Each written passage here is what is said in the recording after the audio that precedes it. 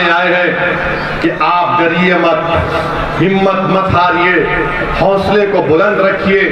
और अगर और हौसला हासिल करना है तो एक सोशल मीडिया पर एक वीडियो देखिए। कर्नाटका में एक बच्ची हिजाब पहनकर मोटरसाइकिल रखकर अपने कॉलेज को जाती है तो 25-30 नौजवान उसके करीब आकर नारे लगाते हैं, उसको डराते हैं।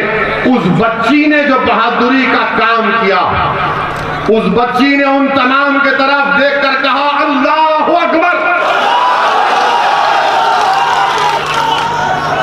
उस बच्ची ने नारा लगाया तो सब ठहर गए, फिर से कहा अल्लाहु अकबर, 3 मरतबा कहा उसने।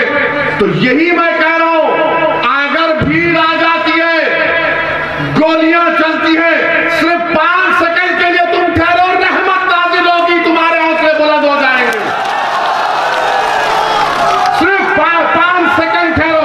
तुम अगर एक वक्त ठहर जाओगे, तुम अगर एक वक्त असमौली में एक अच्छा फैसला ले लोगे कि अब डर की बुनियाद पर वोट नहीं दिया जाएगा, उम्मीद की बुनियाद पर वोट दिया जाएगा। मेरे अजीज दोस्तों और बुजुर्गों, डरने और घबराने की जरूरत नहीं है। सामीन, वीडियो के नीचे कमेंट बॉक्स में अपनी राय का इजहार जरूर करें।